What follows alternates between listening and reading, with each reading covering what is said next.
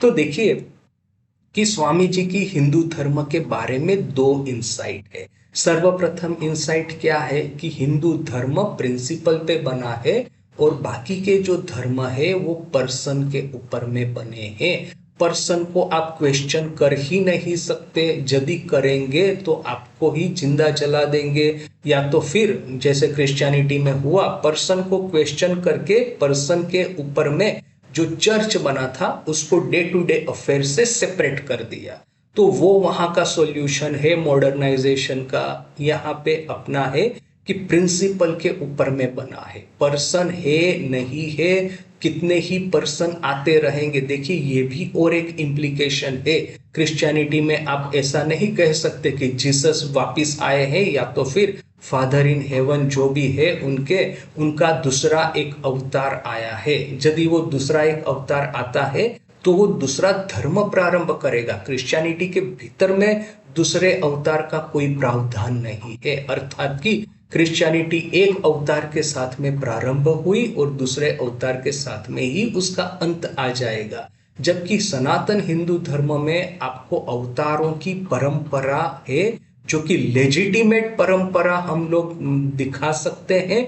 और प्रत्येक अवतार हिंदू धर्म को जैसे एनरिच करता है, उस युग की आवश्यकता के अनुसार उस धर्म का ये जो फाउंडेशन है उसको एनरिच करता है, स्ट्रेंथन करता है। कहा भगवान कृष्ण ने आकर के ऐसा नहीं कहा कि अभी मैं आपको एक दूसरा धर्म दिखा रहा हूं, भगवान राम वाला हिंदू धर्म था तो ये कृष्ण धर्म है, अभी एक नया धर्म चालू करो, ऐसा नहीं हुआ है। देखिए भगवान बुद्ध ने ऐसा करने का प्रारंभ किया, बुद्ध ने तो नहीं किंतु भगवान बुद्ध के फॉलोअर्स ने। तो देखिए कि भारत में से बुद्धिज्म संपूर्ण रूप से चला गया। तो ये जो पर्सन के ऊपर में बनने वाला धर्म भारत में नहीं टिकेगा। आपको ये जो जीव ब्रह्म ऐक्य रूपी महावाक्य है उसी के आधार पे जो ब्रह्म जो धर्म बना है वही भारत में टिकेगा और कुछ नहीं टिकेगा। और इसीलिए भगवान रामकृष्ण को हम इसी अवतारों की ये जो परंपरा है उनमें से एक अवतार गिनते हैं। नहीं कि हम लोग ये कहते हैं कि यदि भगवान रामकृष्ण को उन्होंने जो सत्य दर्शाए हैं, आध्यात्मिक जो उन्होंने उपदेश दिए हैं, उसके लिए आपको एक नया धर्म स्टार्ट करना होगा। तो ऐसा तो हम नहीं कहते, हम कहते हैं कि हिंदू धर्म में ही अवतार परंपरा है, उन्हीं के इसी परंपरा में से एक जो अवतार है वो है श्री रामकृष्ण। तो ये एक कितना प्रैक्टिकल एप्लीकेशन होता है ये सिद्धांत का, ये कॉन्सेप्ट का, ये इंसाइट का कि हिंदू धर्म प्रिंसिपल पे बना है। इसका ये अर्थ है कि आपको हिंदू धर्म को युग के परिवर्तन के अनुसार आप जो नए अवतार आएंगे तो हिंदू धर्म को परिपुष्ट ही करेंगे। और दूसरा कि ये श्रुति और स्मृति का डिवीजन, यानी कि प्रत्येक युग में हिंदू धर्म समय की मांग के अनुसार वो जो है कदम बढ़ा सकता है। ऐसा नहीं कि आज से 1000 साल पहले के जो सिद्धांत जो बने हैं उसके अनुसार ही हमको चलना है। आज के युग की जो परिस्थिति है संपूर्ण रूप से डिफरेंट है उस युग की परिस्थिति से। वो सत्य युग का पूरा अलग से थिंकिंग था, युग अलग था, त्रेता का पूरा युग अलग था, द्वापर का पूरा थिंकिंग अलग था, और ये कल युग है। और फिर भगवान रामकृष्ण के आगमन से ये नया सत्य युग फिर से प्रारंभ हो चुका है। तो युग धर्म के अनुसार ये हम लोग स्मृति नई रचना कर सकते हैं। स्वामी जी ने खुद ने कहा कि अभी तो तुम लोग, शरद चंद्र चक्रवर्ती को कहते हैं कि अभी तो तुम लोगों के मुंह से इस तरह के वेद पुराण की रचना होगी जिसको कि लोग सुनेंगे और पढ़ेंगे। देखिए कि इस युग के अनुसार तो फिर से ये युग धर्म की रचना करनी है ना। एक तो जो है कि हाँ मैं ही हूँ ब्रह्मन, अहम ब्रह्मास्मि, ये तो सनातन सिद्धांत वैसे का वैसा ही है। किंतु आज के युग के अनुसार युग धर्म क्या है तो वो है शिव ज्ञान जीव सेवा।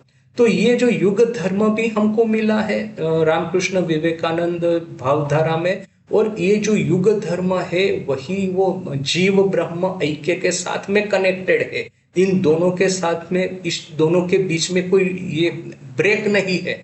हमने लीला प्रसंग का जिस तरह से हम स्टडी कर रहे हैं लीला प्रसंग का, हमने ऑलरेडी देख लिया कि द्वितीय भाग में साधक भाव में शरत महाराज, स्वामी शारदानंद जी महाराज क्लियरली कहते हैं कि सर्वभूत में ईश्वर दर्शन या सर्वभूत में ब्रह्म दर्शन, यही है हमारे जो आध्यात्मिक उपलब्धि की सर्वोच्च उपलब्धि, आध्यात्मिक जीवन की सर्वोच्च उपलब्धि।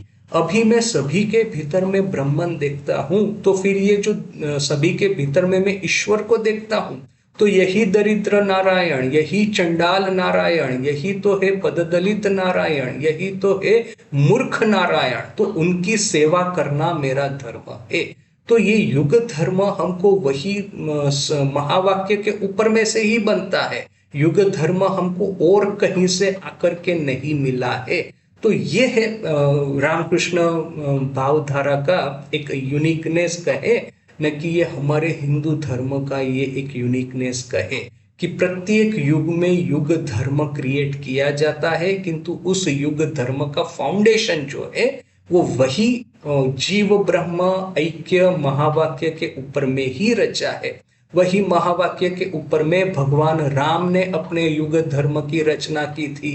भगवान राम कौन थे? तो थे वो मर्यादा पुरुषोत्तम, अर्थात कि पुरुष को भगवान राम की तरह मर्यादा में रहना है। और माँ सीता थी पवित्रता स्वरूपिणी स्वयं, तो स्त्रियों को माँ सीता का अनुकरण करना है। वो था वो त्रेता युग का युग धर्म। द्वापर का युग धर्म देखिए कि ये जितने भी पंथों में बट गया था भारतीय धर्म समाज, सभी पंथों का जो समन्वयीकरण है वो योगाचार्य भगवान कृष्ण ने किया था।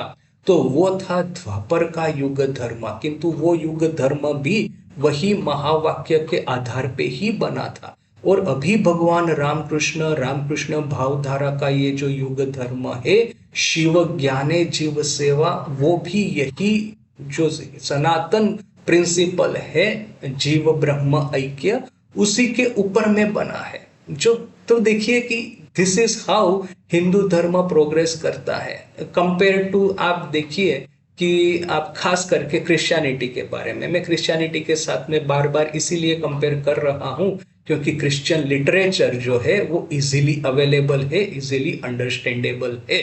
बौद्ध लिटरेचर, बौद्ध हिस्ट्री वो मैंने थोड़ा सा पढ़ा है, किंतु सही में थोड़ा मुश्किल है वो लैंग्वेज उनका समझना, कॉन्सेप्ट समझना वगैरह। और कुछ धर्म है जिनके बारे में न बात करें तो ही ठीक है। तो क्या है कि ये Christianity is easy to study and material is easily available.